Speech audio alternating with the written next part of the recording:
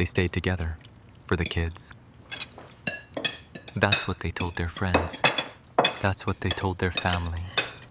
And slowly, that's what they started telling themselves.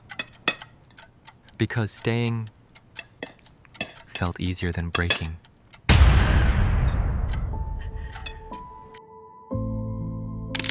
It wasn't always loud. There were no constant shouting matches, no dramatic scenes every day. Just small things. A tone that felt slightly off.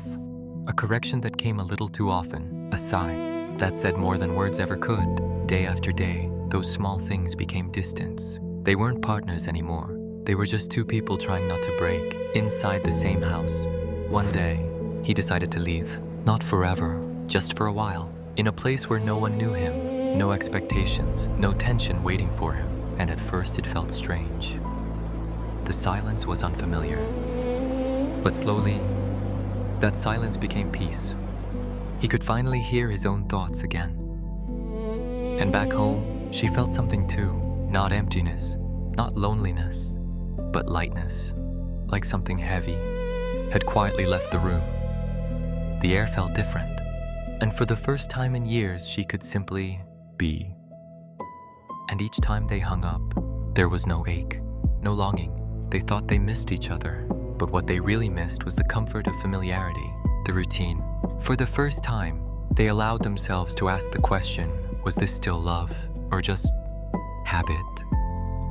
He came back, and for a while, it almost felt okay, almost. But the truth is, you can't stop a storm if it's still within you. There was no anger left to shout. Only clarity, and sometimes, clarity is louder than any fight. So he walked out, not to escape, but because he knew there was nothing left to hold on to. They sat down with their kids, not as a broken couple, but as two honest people.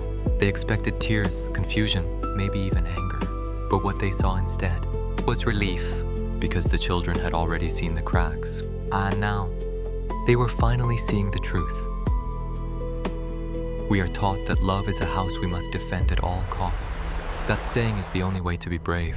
But what if the bravest thing you can do is admit that the walls are no longer holding you, that you have become strangers guarding a ghost of what used to be? They didn't break a family, they broke a cage. He is no longer breathing in the dust of old arguments, but the crisp, cold air of his own freedom. He found the man he lost beneath the weight of staying. And she no longer has to dim her light to keep the shadows from moving. She is radiant, not because she is alone, but because she is finally herself. And the children, they didn't need a house of glass. They needed the truth. Now, they breathe a different air, an air that isn't heavy with the things left unsaid. They learned that love isn't about holding on until your hands bleed. It's about having the courage to open them.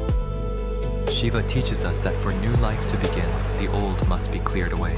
Destruction is not a tragedy.